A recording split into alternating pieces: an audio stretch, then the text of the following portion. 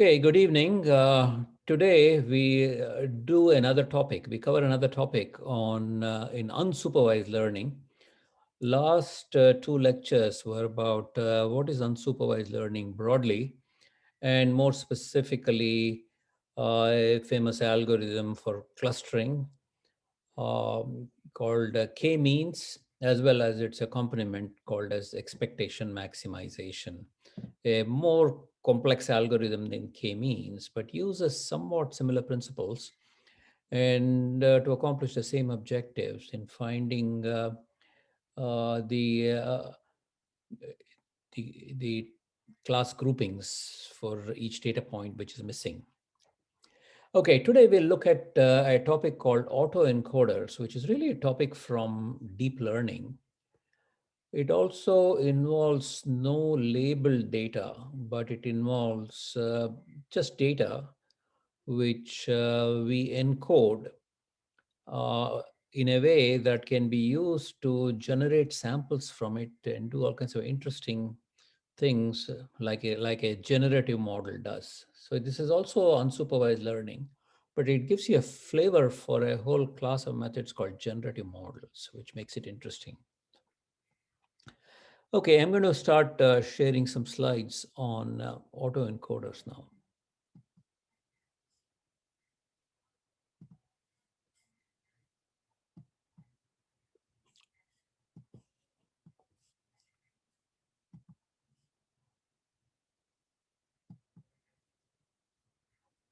All right, I hope you can see that. It's autoencoders is the topic.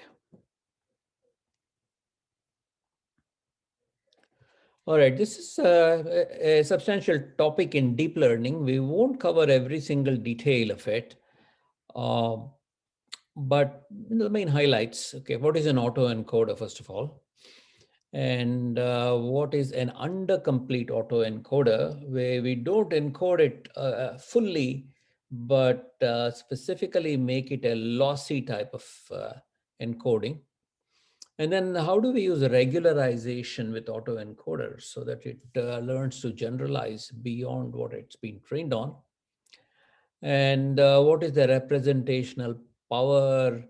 What is the deep learning issues such as size, depth, etc.? And then there are so many variants called stochastic encoders and decoders, denoising autoencoders, and it leads to learning manifolds. We talked about manifolds when we talked about tangent representation, how data from a class tends to be in a low dimensional manifold in a high dimensional space. And how can autoencoders help in figuring this out?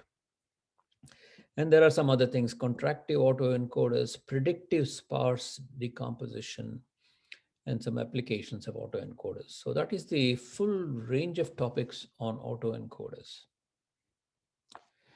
Okay, the idea of autoencoder is simple. All right. A neural network is trained using unsupervised learning. So we've seen neural networks, it was always supervised learning where we had a set of inputs coming in and then we went through several layers. It learns representation after representation after representation, each involving matrix multiplication after matrix multiplication after matrix multiplication. And finally, there is some kind of a fully connected layer which goes to the outputs where we provide the supervised signal. This is an image of a cat, and we say cat, dog, etc. And the cat should have a high value compared to the others. That is supervised learning. In unsupervised learning, we have a picture of the cat on the input side, and we have a picture of a cat on the output side also. The same picture of the cat. And here we go through the layers and layers and layers, come up with some kind of a representation that we like to have, and then use that representation to expand, reconstruct what we should have.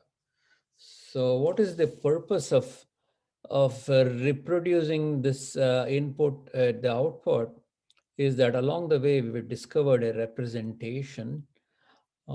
Because the input output are one and the same, we call it as the word auto is used in the sense there isn't anything else. Auto encoding is the encoding is the central representation. As you can see over here, the cat is represented by all these nodes as input, and it has somehow been transformed into a small vector here by a suitable matrix multiplication. And we have another suitable matrix multiplication where we can expand it out, and hopefully these two look the same on both sides. Here is another example. Here is a face of one of the hosts of the night shows, right? Jimmy Kimmel, is it? And we have an encoder here, and we have an encoding shown here in two-dimensional form, some kind of a, could also be strung out as a single vector, but it's shown here as a two-dimensional vector. Binary vector is what's shown as encoding. And then there's a decoder that goes about reproducing it from that encoding, hopefully producing something quite similar to the encoding, similar to the input.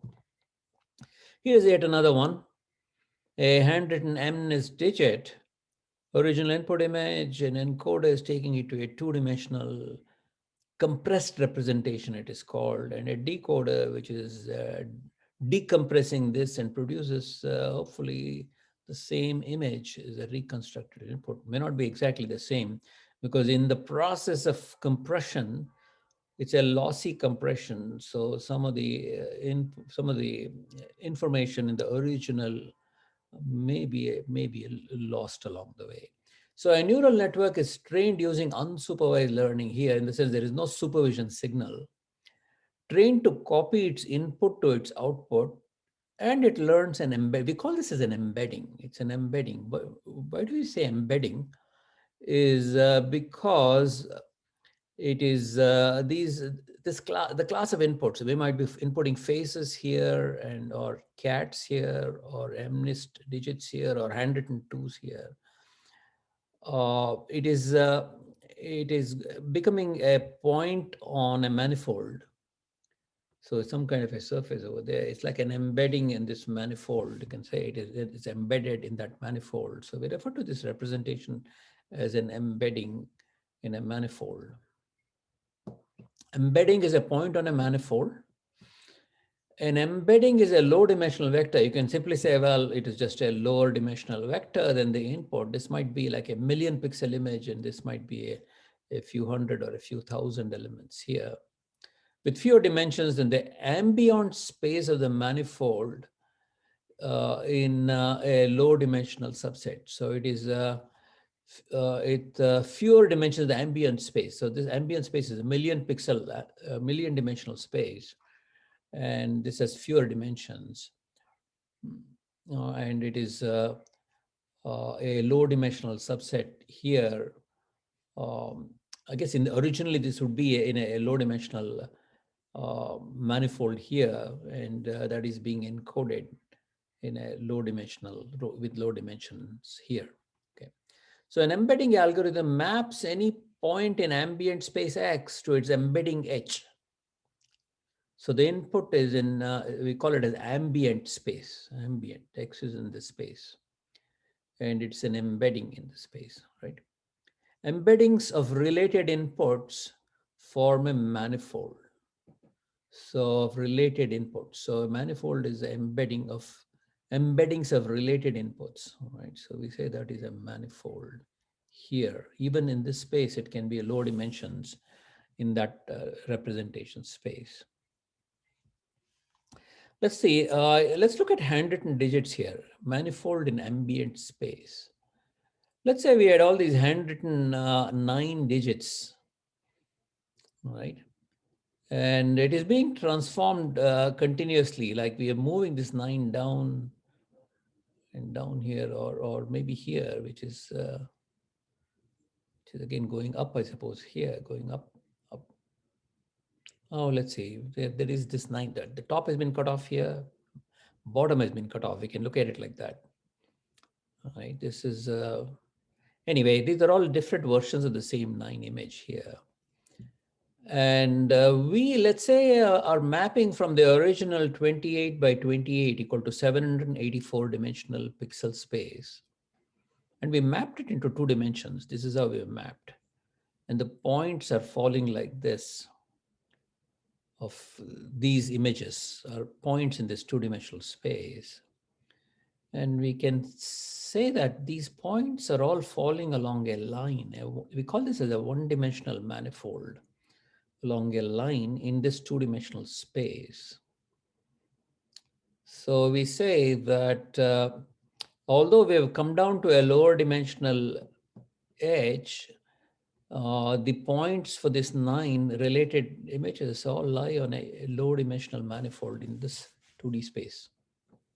Look at this one here. They're drawing a tangent at this point and showing the tangent image of that. We saw that the tangent images can be useful to learn some representations that achieve invariance and so on. That's a different issue.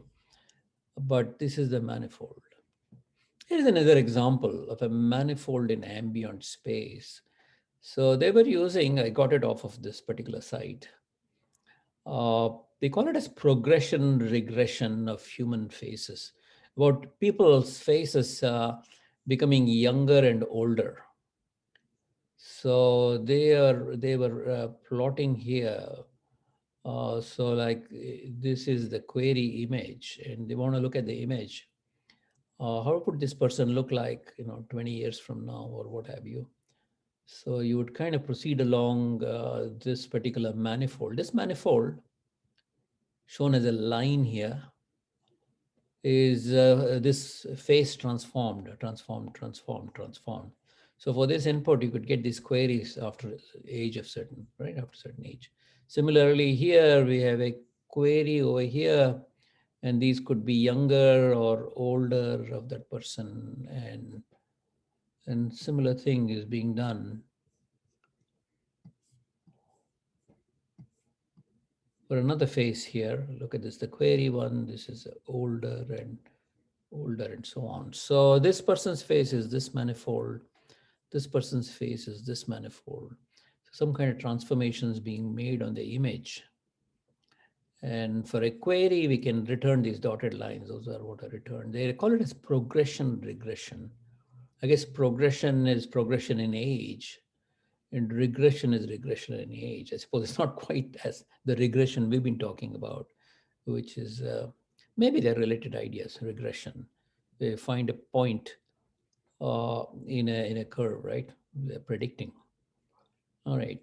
So embedding is a mapping X to a lower dimensional edge.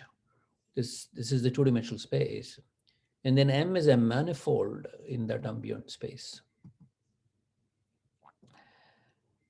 Okay, the general structure of an autoencoder maps an input X to an output R called the reconstruction. So X is the very first input, R is the very last output, through an internal representation code H.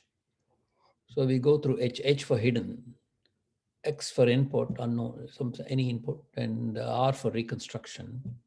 It has a hidden layer H that describes a code used to represent the input. So we have a hidden layer that is discovering this. The network has two parts. The encoder function H equal to f of X. So we have a given X. So there is a function. We saw this function can be a neural network, right? It could be a logistic regression. Or that will give us only 0, 1. So this hopefully is something more than that. So some function f of X. And so the encoder function is H is equal to f of X. The decoder that produces a reconstruction R is another function G of H. So G of H produces R. So F is the forward mapping and G is the inverse mapping. So one thing to note is autoencoders differ from general data compression. Autoencoders are data specific. It's only able to compress data similar to what they have been trained on. So we have trained it on 2s, we have trained it on 7s or 9s or faces and so on. So they're data specific. This is different from MP3 or JPEG compression, which we are all familiar with, which makes general assumptions about sound images. When we say we have a JPEG image or an MP3 uh, representation of music, right? They're compression algorithms, which makes general assumptions about the sound or the images, but not about specific types of sounds and images. So general assumptions that the sound is, in this stretch is similar, so we can squeeze out a representation instead of representing everything along the way. It's the same thing. Or there are like points where there is no sound, so we kind of compress all that. Um, but these autoencoders are specifically trained. Autoencoder for pictures of cats would do poorly in compressing pictures of trees. So it is only meant for the pictures of cats. It is learning what is the essential features of a cat, the ears and so on. It learns that kind of thing. So if you kind of use it on a picture of a tree, you will get something not very useful to be able to reconstruct it. So autoencoder for pictures of cats would do poorly in compressing pictures of trees because features it would learn would be cat specific. Right? Autoencoders are lossy, which means that the decompressed outputs will be degraded compared to the original inputs. All right. So similar to MP3 or JPEG compression, well, I guess MP3 and JPEG also lose. They're not lossless. This differs from lossless arithmetic compression. I guess MP3 and JPEG are pretty good. And but there is even lossless arithmetic compression. So how can we compress without losing anything at all, right? And autoencoders are learned. So you have to train it on a given set of images rather than a fixed algorithm saying, okay, this is take an image, open the file and save it as JPEG. So JPEG compression is happening and we don't do any learning to do JPEG, we just run the code. Whereas autoencoders have to be learned from training samples. So what does an autoencoder learn? Learning G of f of x equal to x. So f of x would be the compression and G of x would be the decompression. Okay, I shouldn't say compression. F of x is the encoding, G of x is the decoding. Everywhere. So for every value of x, you encode and then you reconstruct exactly. That's what this is saying. It is not useful. Why is not useful? Autoencoders are designed to be unable to copy perfectly, restricted to copy only approximately. So we are looking to see what is the representation, a lower dimensional representation. So autoencoders learn useful properties of the data, being forced to prioritize which aspects of the input should be copied. Isn't that something? We are forcing it to go into a smaller representation. And we are saying, do it as accurately as possible. How do we do that? We bring in a loss function again. So it's going to reconstruct something. And then we say, no, you shouldn't lose too much. So you have to be able to reconstruct as well as possible, but still give me as small a representation as possible. And rather than simply having a deterministic type of compression, we can go beyond deterministic functions to mappings. So we bring probabilities. The encoder from X, we go from X as input to a distribution of X. This is a conditional probability. Probability of H given X means there's a distribution. For any given value of X, there is a distribution over H. For a single value of X, there is a whole range of possible values of the representation. There is a probability distribution over it. Maybe it's peaked at some value. Similarly, the decoder takes as input a representation H. and doesn't give you a single value of x as output, but a distribution over values of x. So this is called probabilistic mapping, which is a very important concept in autoencoders. All right, so let's begin with a little bit of autoencoder history. Part of neural network landscape for decades. Neural networks have been experimented with for many, many decades, including, at the time when I was a student, neural networks were used. They were used for dimensionality reduction and feature learning. So you can use them for reducing the feature space and also learning features, saying, what did it learn? What kind of representation is there? What kind of values come out here? And a theoretical connection to latent variable models. Uh, Latent variable models means deep networks where you have many layers where it's learning latent variables, have brought them to the forefront of generative models. So autoencoders have become one of the more important methods, and a particular version of it called variational autoencoders is an important class of generative models. Okay, here is an example again of a classic autoencoder. This is not a variational autoencoder or a probabilistic autoencoder.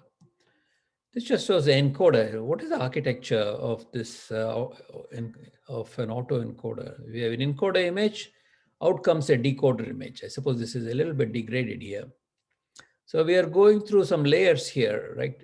Multiplied by matrix W1, and we reduce it to a size of 2000, reduce size of 1000 to a reduce of size of 500.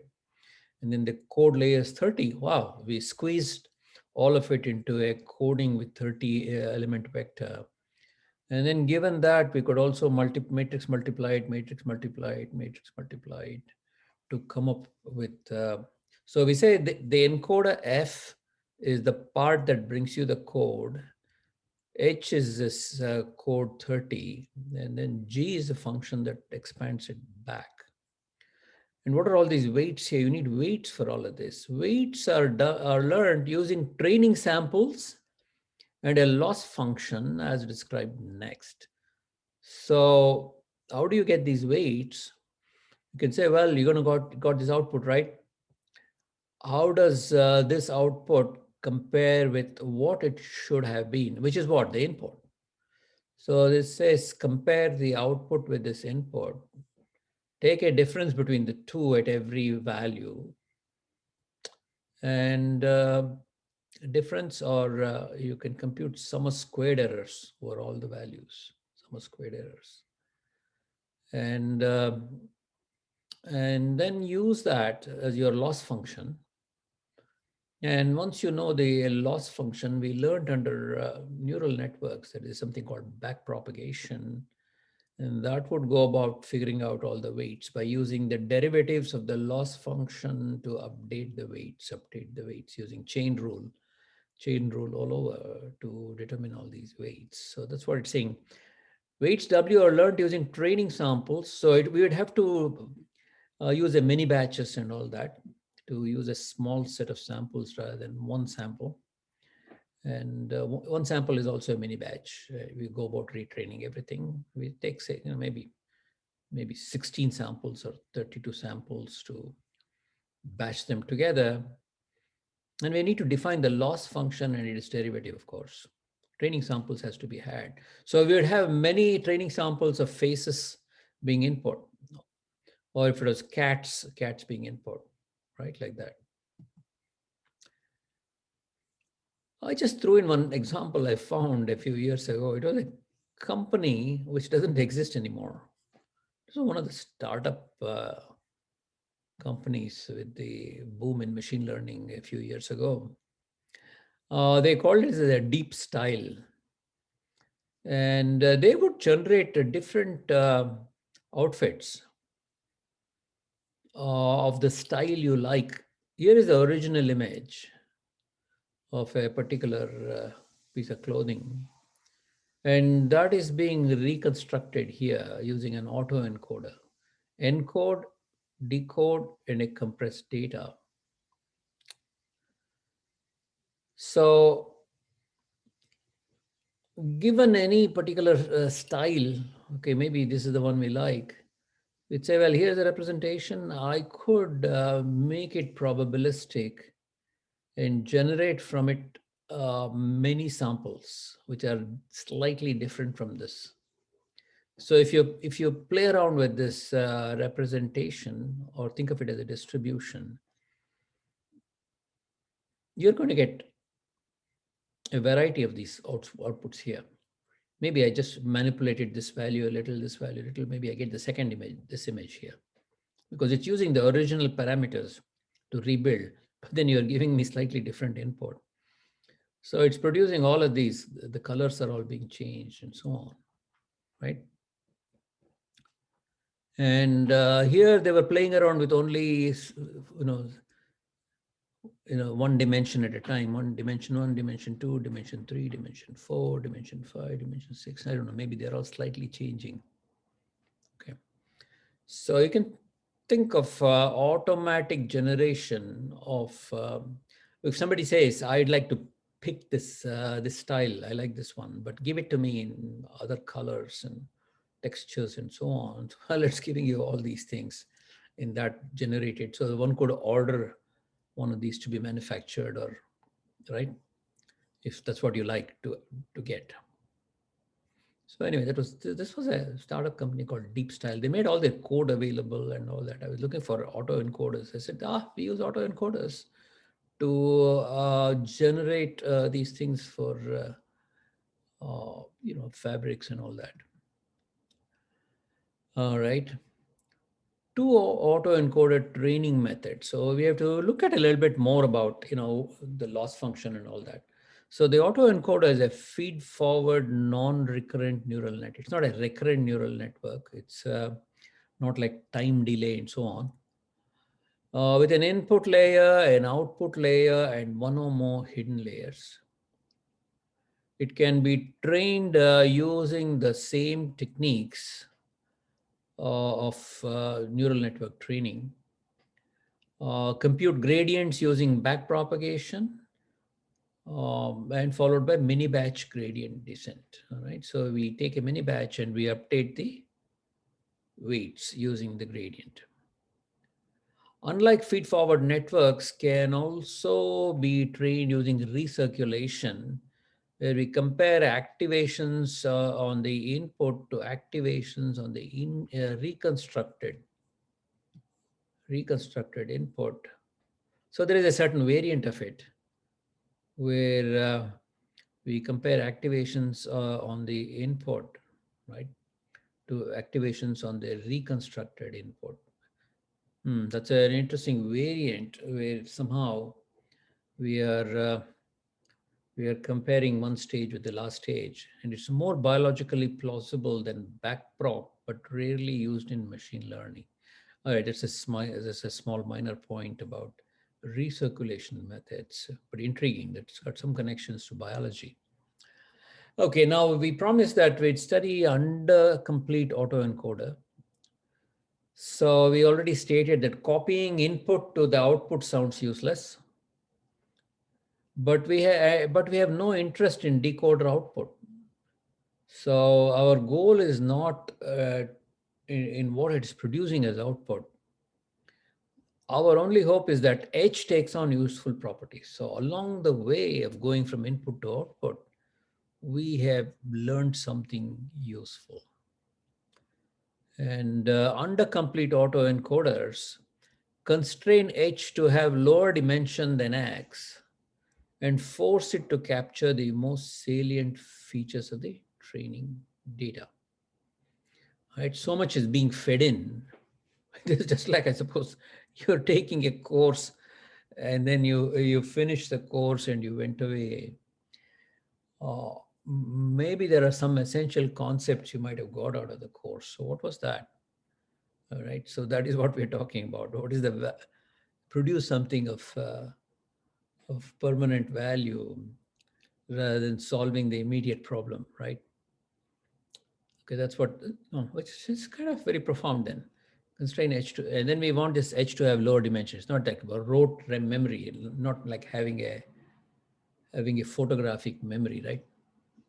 Almost all of us don't have a photographic memory, but we can remember a few things, I suppose. So we would like to learn something. Force it to capture most salient features of the training data.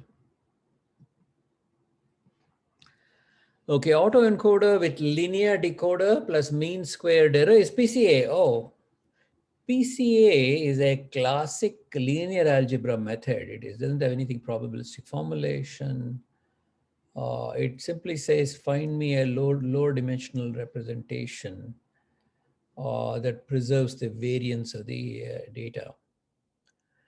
And if you are going to use linear processes here, like the loss function L is being defined as X, which is the input, and G of f of X is actually the output. So it is saying, well, what is the loss going from X to G of f of X? Where L is the loss function penalizing G of f of X for being dissimilar from X. Right? If it produces it perfectly, then we say a loss equal to 0. And we could compare the two and vectorize them and take the differences, and you can square them up and add them up. That gives you a numerical value, mean squared error. That's the loss for this particular input, right? So we'd of course compute the loss over a mini batch, right? And we use the gradient of that at that point to go backwards. So if it is a square error, we'd be taking square root, derivative of that square of X with respect to X. That's what's going to give us the derivative. When the decoder G is linear and L is the mean squared error. So this is linear, pure linear. That is, we take like W transpose X is linear, right? So we simply take the value you give as input and you multiply it by a W or a vector W and add a bias that's a pure linear function. So if it is a pure linear function and L you're using is mean squared error, right? So we'd say this is an undercomplete autoencoder. We're going to take it down to a lower dimension. Then the autoencoder learns to span the same subspace as PCA. So this becomes PCA. In this case, the autoencoder trained to perform the copying task has learned the principal subspace of the training data as a side effect. So it is simply saying, find me the best representation, this lower dimensional space, which is all linear in nature. Then it's the same thing as PCA. Autoencoder with nonlinear F and G can learn more powerful nonlinear generalizations of PCA. And that is what we're going to see next. Nonlinear means don't use simply a linear combination. Do a nonlinearity, bring in a nonlinear function. And we've seen that before, the sigmoid or a hyperbolic tangent, right? So those are called nonlinearities. So this shows autoencoder with nonlinearity. We have an input X, which is going through this encoder layers to give us a code H. And we're going to the decoder layers to produce an X prime. X goes to X prime. So we say F takes you from X to H. G takes you from H to X. And we are defining here arg min F of G. We'd like to minimize, find the functions F and G that would, see, we are trying to learn this function F. We're trying to learn this function G. That's why it's saying arg min F comma G of X minus F operating on G of X, right? So this is F of, this is, I guess it's G of F of X, that's what this is, right? Some notation is being used here. And we're squaring it. This is the squared Euclidean norm here, right? L2 norm, we should say, L2 norm. So find the f and g that minimizes this, where f is a function that takes you to a low dimensional space. This increases the dimensionality here. So this is how mathematically we are defining an autoencoder. One hidden layer, this is being illustrated here. Let's supposing there's only one hidden layer here like this. Takes input x in RD, means d-dimensional input, maps into output h belong to RP. I guess D is a higher dimensionality than P. And what is this h? It is sigma 1 of wx plus b. This is the linear function of x, wx plus b. And we're doing the nonlinearity, which is sigmoid, sigma 1. Sigma is an element-wise activation function such as sigmoid or ReLU. And then x prime is sigma 2 of w prime h plus b prime, right? So we're operating on h now rather than x. And it is trained, that is, we figure out training w prime, b prime, trained to minimize reconstruction error, such as sum of squared error, where we're saying L of x prime, the loss function is x prime minus x prime L2 norm. And since we said x and x prime are defined here, right? X is here, x is the input, but x prime is defined here. So x prime is sigma 2 of w transpose, sigma 1 of wx, and so on, right? So this, I guess there should have been a prime over here, wx here, and this is this one is should have been w prime t here, yeah, sigma 2. And so that is the second term squared. Oh, there we are. We're in business. So that's all it is. This is the quantity we've got to minimize. This is called the sum squared errors. And how do we do that is by taking derivative of this with respect to x and moving that to alter the weights over here, right? And then going that to h, and then once again we have to apply chain rule to see what is the modification we make over here using the derivative over here, which is being passed backwards and backwards and backwards using backprop. Okay, what about this autoencoder and decoder capacity? So if encoder F and decoder G are allowed too much capacity, autoencoder can learn to perform the copying task without learning any useful information about distribution data. So it says if you have a lot of units in the in-between area, so it's going to essentially memorize. So autoencoder with a one-dimensional code and a very powerful non-linear encoder can learn to map x of I to code I. So let's say, supposing we have a one-dimensional code, we're representing it like that. And we're using a non-linear encoder, powerful in the sense, it has to have some capacity. I suppose we can also say powerful means a good regularization and so on. The decoder can learn to map these integer indices back to the values of specific training examples. So the decoder can learn to do that. And autoencoder trained for copying task fails to learn anything useful if FG capacity is too great. So capacity refers to the number of units and layers and so on. So the cases where autoencoder learning fails is when the capacity is too high, when the hidden code H has dimension equal to input X, or overcomplete case when the hidden code H has dimension greater than input. Okay, let's not worry about that.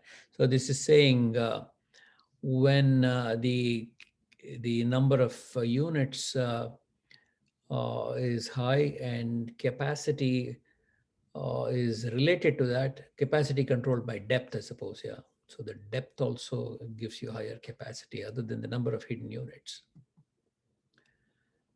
So right autoencoder design use regularization. So that is also a factor here. You need to bring in a proper regularization, just as in any neural network. So ideally choose code size small and a capacity of encoder, decoder based on complexity of the distribution model. Well, yeah, if you have a distribution like human faces where the capacity will be very high, there are all kinds of fine differences as opposed to maybe handwritten digits. Higher depth would be useful. And if you do regularization, rather than limiting model capacity by keeping encoder decoder shallow and code size small, they use a loss function that encourages the model to have properties other than copy its input to output. Yeah, this is a standard question of deep learning. How many layers do I need? How many units per layer? So the answer to it typically is to have a reasonably high capacity, but the important thing is to have a good regularizer, or you lower the capacity if you don't have a proper regularizer. So regularized autoencoder properties. Regularized autoencoders have properties beyond copying input to output. Okay, so what else can it do? Sparsity of representation. Okay, so you're going to have a low dimensional representation, maybe with lots of zeros.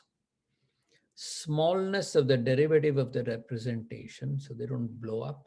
I guess hopefully it's not too small. Robustness to noise, so they can absorb any kind of noise in the inputs. And robustness to missing inputs if some values are missing. And a regularized autoencoder can be nonlinear and overcomplete. So the regularization can handle the issue of overcompleteness. That is, you have lots of units, but still learn something useful about the data distribution, even if model capacity is great enough to learn trivial identity function. So now we look at what's called as generative model. Generative models are, here is a bunch of inputs, you create a model, and that model is not going to be doing things like classification. It's a generative model from which you can pick samples out. They are samples from the distribution. It's as if you have learned that this data is a normal distribution. Okay, and I simply say the generative model consists of a normal distribution with a certain mean and a certain variance or certain standard deviation. That's all. We've got a model. Then I can generate any number of samples from that model because I know what the mean and the variance are. You don't need to tell me anything more. I can generate samples. So that's a generative model. This is a generative model with latent variables and an inference procedure. What does that mean? So this is a generative model. The model consists of all these hidden values. And from that, we generate samples. And an inference procedure is to compute latent representations given the input. For an input, we can figure out what is the value of the hidden values, or latent values, and also regenerate them.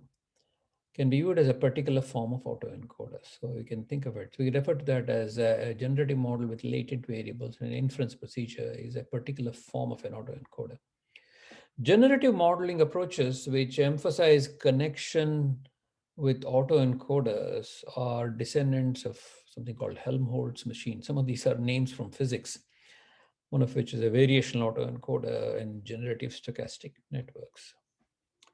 So leading into this idea of a probabilistic representation we talked about earlier on, look at this case. This is a simple case. Supposing we're trying to get a feature out of these input images, saying, is this person smiling in this photograph, right? So this kid actually seems to be crying. So this is on a scale of -1 to +1. Is this kid smiling? It says, okay, it's a pretty low value between -1 and 0. Does not seem to be smiling. And this is our famous Mona Lisa, right? You know, people have wondered what is the expression of Mona Lisa in this painting? It's called the enigmatic smile or something. Is it smile or is it, frown or what? So they put a 0 here saying this is a 0 on the scale of smile.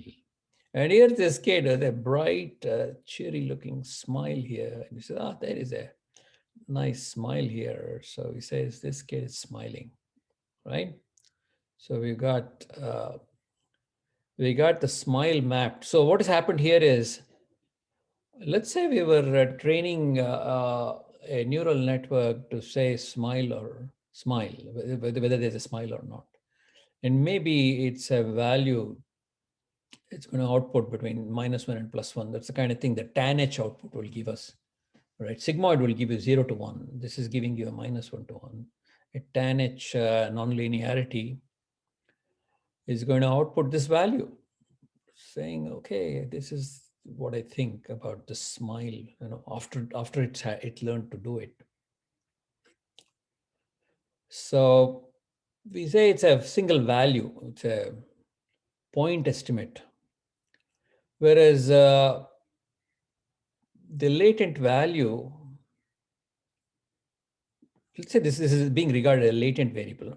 Anything can be thought of as latent, anything can be thought of as output. So in this case, it is a value that is computed. It's a latent variable. That latent variable, instead of having a point value, we can think of it as a probability distribution.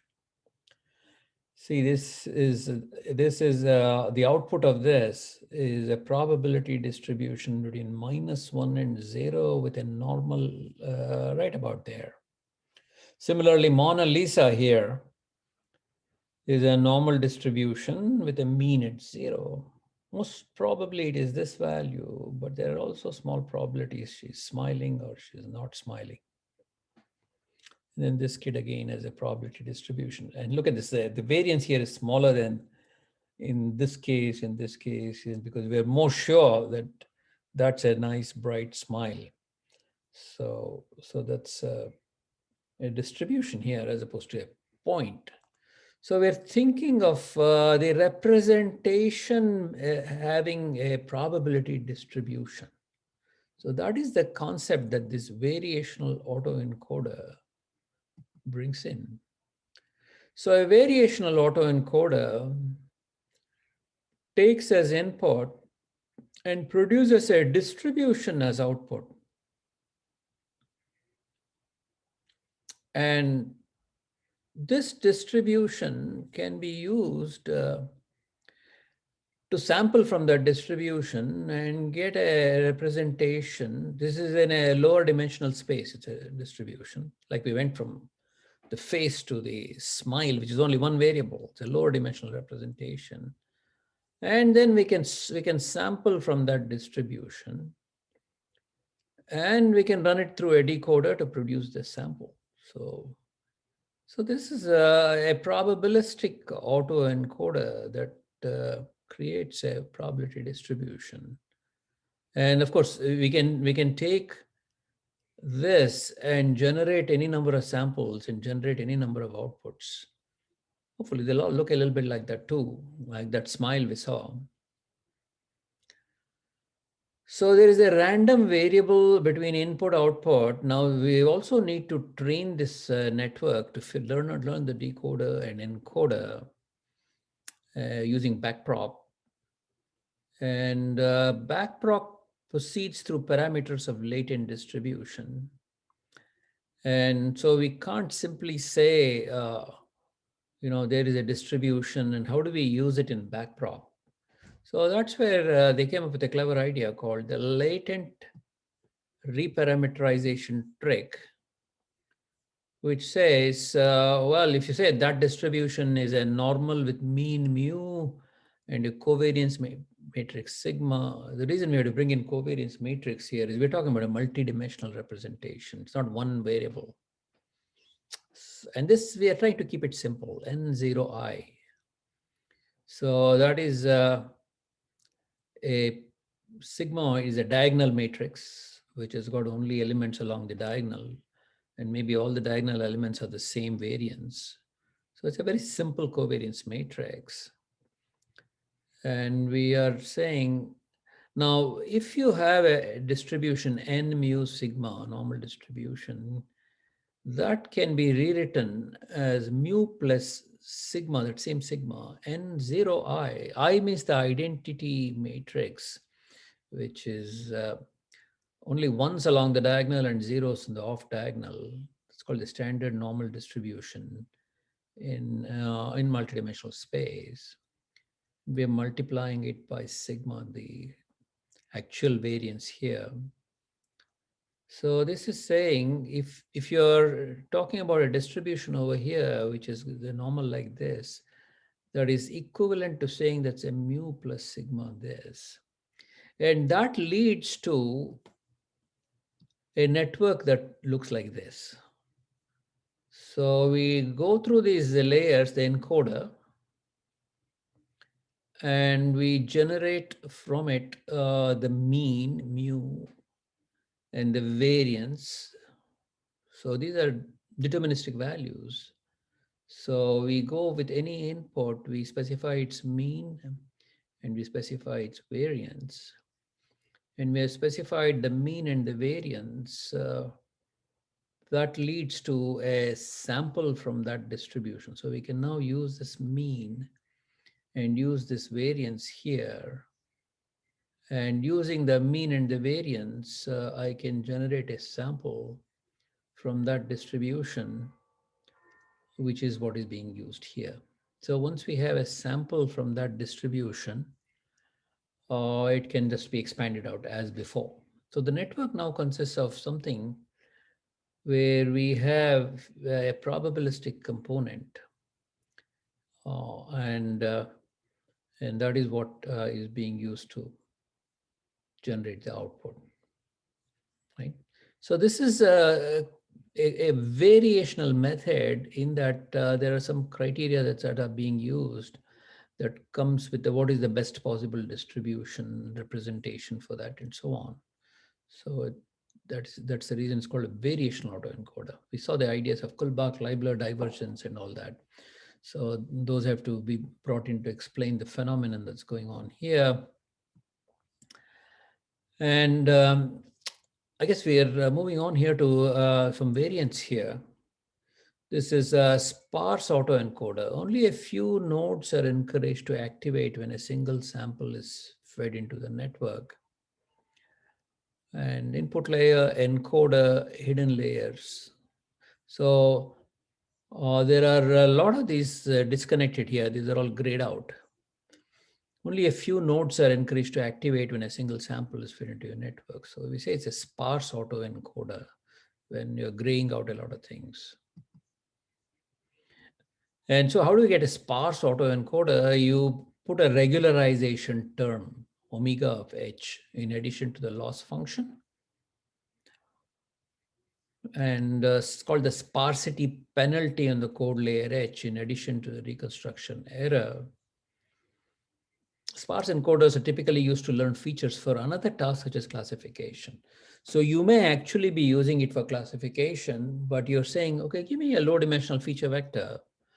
And so we produce that. It says, okay, now I'm going to do classification using that. So autoencoder is being used as a way to produce a representation. The autoencoder that has been trained to be sparse must respond to unique statistical features of the data set rather than simply performing the copying task. All right, that goes without saying. That this goes beyond simply copying. And if these few slides talk about Bayesian interpretation, which is a bit of a complex issue.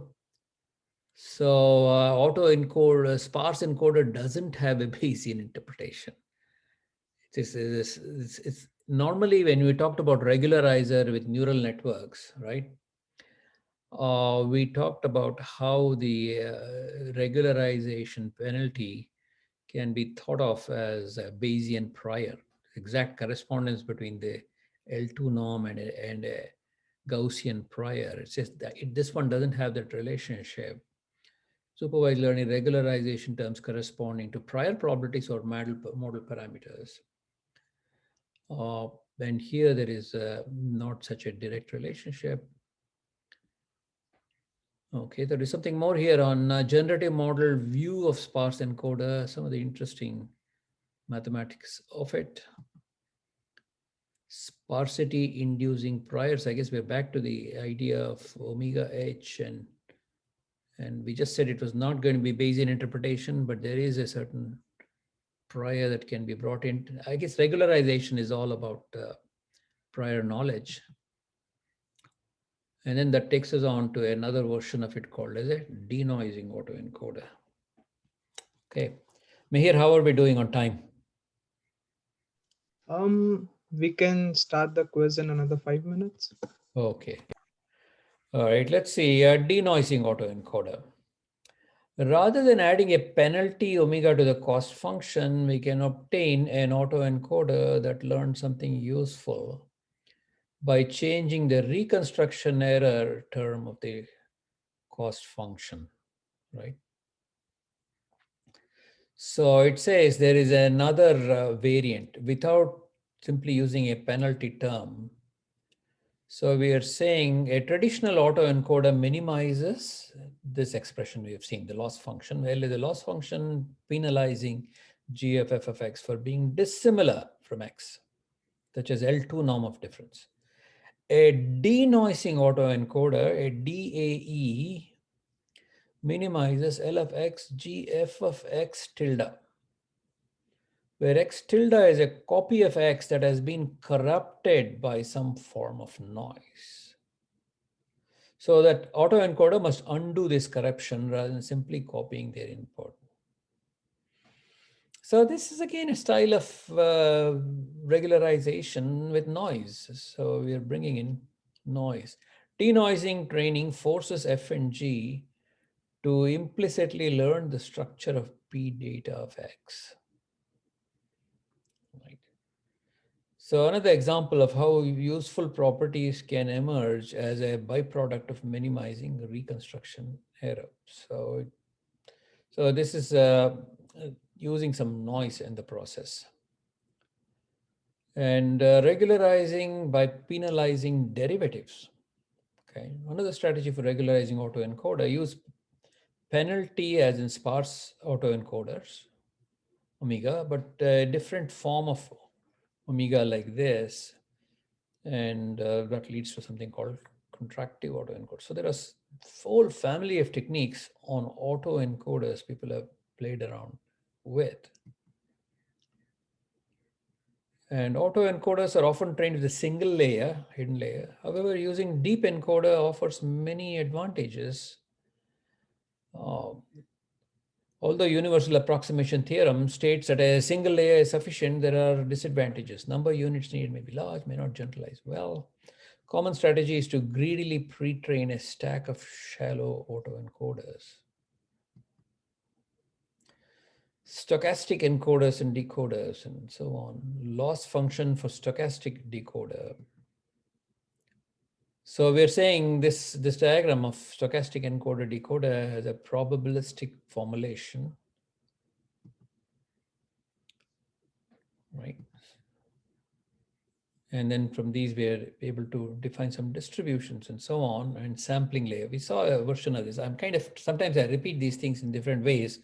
We go to an encoder and we have a representation from which we sample, and then we apply it to this and we get a decoder. And we saw this example of deep style where we are sampling from this distribution P of x given h. H is this representation.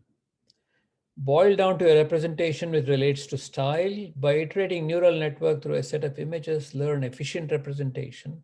Yeah, we got to learn this representation using a class of images like this. Choosing a random numerical description in encoded space will generate new images of styles not seen. So you have a numerical space here. Take some random examples that's going to give you all of this. Using one input image and changing value along different dimensions of feature space, you can see how the generated image changes. So we are changing along a one dimension and second dimension. That's what this is. You're changing along one dimension, second dimension, third dimension, so on. So patterning color texture in style space. That's it.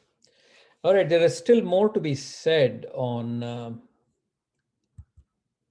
autoencoders. So we could go through that. For example, manifold learning. And one of my topics I want to come back to is kernel methods, which I kind of skipped because you were doing a project on autoencoders in project number